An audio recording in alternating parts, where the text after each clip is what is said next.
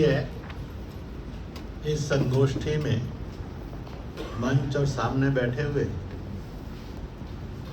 शिक्षित, ज्ञानवान, विवेकशील, बुद्धिजीवी भाइयों और बहनों, नव वर्ष प्रारंभ हो रहा है।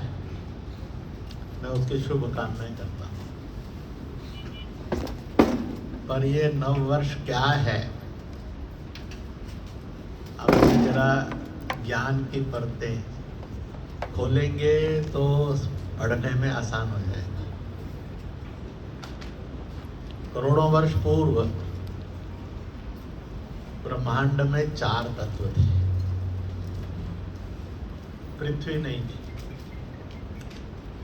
अग्नि था, वायु था, जल था, प्रकाश था। ऐसे तत्व थे। अग्नि और प्रकाश एक ही तत्व है।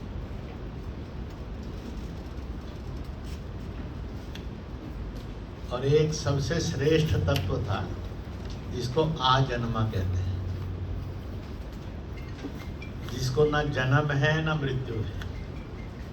कहते हैं दुनिया की सारी फिलॉसफीज कम और अधिक कहती है, जब कुछ नहीं था तो वो था, जब इतना कुछ है तब भी वो है।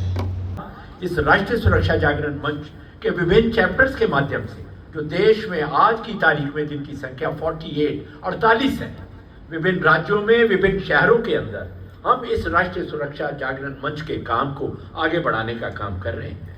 इसी के तहत 2-3 उल्लेखनीय दायित्वों का भी निर्वहन करने का सौभाग्य राष्ट्रीय सुरक्षा जागरण मंच को रहा है।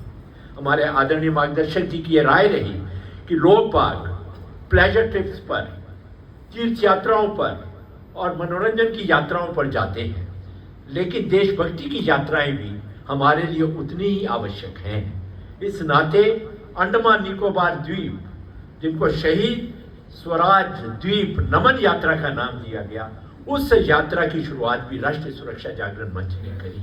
और गत अनेक वर्षों से 30 दिसंबर 1943 के दिन मैं आपको स्मरण करा दूं कि अंडमान निकोबार में पोर्ट ब्लेयर में नेताजी सुभाष चंद्र बोस ने सेकेंड वर्ल्ड वॉर के दौरान राष्ट्रीय तिरंगे को, आजाद भारत के राष्ट्रीय तिरंगे को वहां पर 30 दिसंबर 1943 को फहराया था।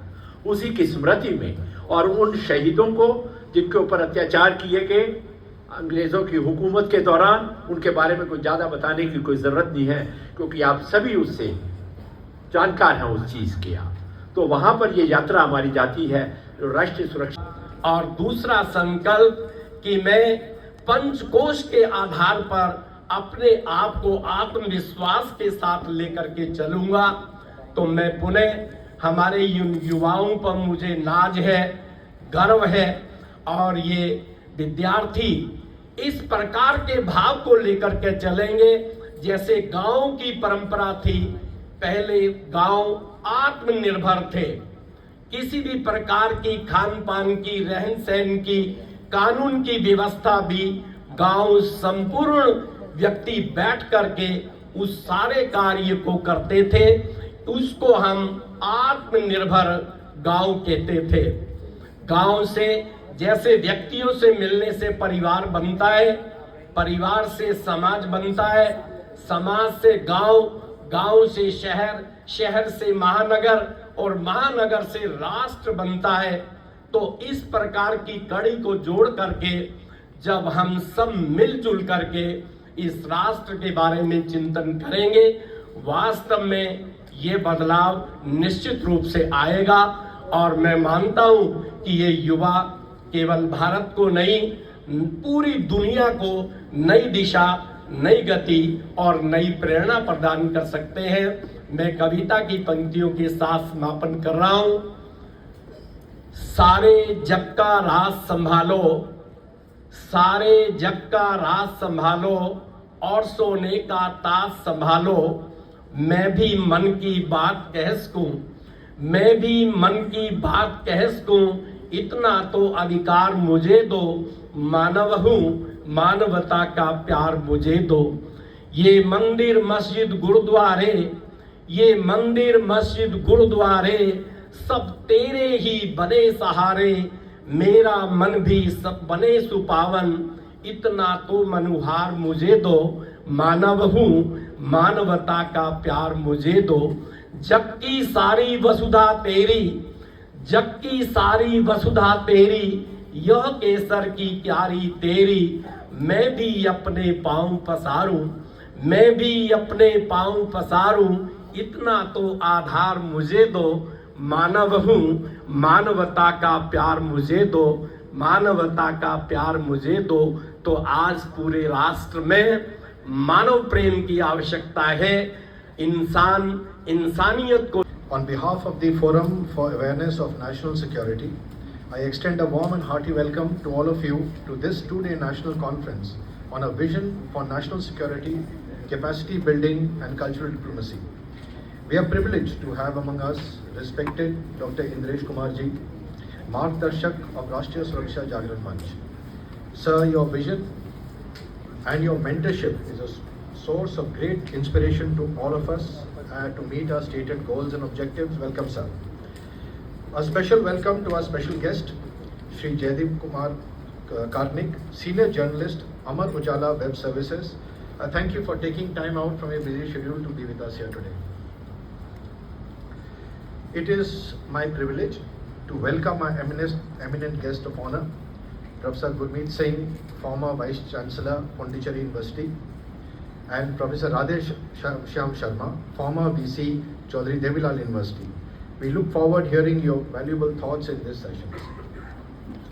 We also welcome and acknowledge the presence of Sardar Jasbir Singh, National Working President, Shri Golak Bihari Rai, National General Secretary, Organization, and Lieutenant General Lamba, ex-Vice Chief of Army Staff. Thank you, sir, for being with us here today. We are honored with the presence of our collaboration partners, representatives from the Center of Himalayan Studies, Delhi University, and Professor Vijay Kumar, Head of English Department, Calcutta University. I would also like to welcome the patrons and members of the National Committee and Delhi chapter of the Rashtriya Suraksha Jagran Manch. We welcome the members of the print and online media, whose valuable reportage of our events have always been very objective and factual. Thank you. किसी से कोई बैर नहीं है। भारत की सबसे बड़ी खूबसूरती है, हमें किसी से कोई वैमनस्य नहीं है, लेकिन आप भारत के नहीं है तो फिर हमारे भी नहीं। पहले आपको भारत का होना पड़ेगा, क्योंकि हमने देख लिया उदारता दिखाकर। आप दिनकर जी की पंक्तियां ठीक पढ़ रहे थे। हमारी उदारता को हमारी कायरता समझ लिया गया, और इससे ज्यादा उदार होकर फिर हम वापिस अपना नुकसान नहीं कर सकते। भाई साहब, बहुत देख लिया, बहुत भोग लिया। भारत में है तो भारत की राष्ट्रीयता के साथ जुड़ेंगे, भारत की बात कहेंगे, तिरंगे को सलाम करेंगे, राष्ट्रीयता के नए प्रतीकों का पालन करेंगे, और उसके बाद फिर दुनियादारी की बात आपसे हो जाएगी। कोई दिक्कत नहीं। हम आपका सम्मान करते हैं, आप हमारा सम्मान कीजिए, और उससे पहले हमारे राष्ट्र का सम्मान कीजिए। दिनकर जी की पंक्तियां भी आ गई थी, बहुत खूबसूरत राधे, तो उसी ने मुझे भी प्रोत्साहित किया। इन चंद पंक्तियों के साथ अपना स्थान ग्रहण करूंगा, मां भारती को याद करते हुए और मां भारती को नमन करते हुए, कि बदतमीजी कर रहे हैं आज फिर भंवरे चमन में, बदतमीजी कर रहे हैं आज फिर भंवरे चमन में। साथियों, आंधी उठाने का जमाना आ गया है, और कुंतलों की छांव में बैठे न निंदियाते रहो तुम, कि फिर शहीदों को जलाने का जमाना आ गया है। जय भारत, वंदे मातरम। उन्होंने बात की कि कैसे इंद्रेश जी आर्मी ब्रैड हैं, तो काफ़ी प्रेरणा भरा उनका वाक्य रहा, और उन्होंने काफ़ी मुद्दों पे बात की कि कैसे अभद्र भाषा का प्रयोग नहीं करना चाहिए, कैसे देश प्रेम होना चाहिए हमारे मन में, कैसे हमारा जो सनातन धर्म है उसको हम आगे लेके जा सकते हैं। हमें अपने सनातन धर्म की रिस्पेक्ट करनी चाहिए, उससे जुड़ा हुआ रहना चाहिए। अगर हमें देश से जुड़ा हुआ रहना है तो काफ़ी अच्छा लगा मुझे यहाँ। Thank you. युवाओं को प्रेरित करेगा?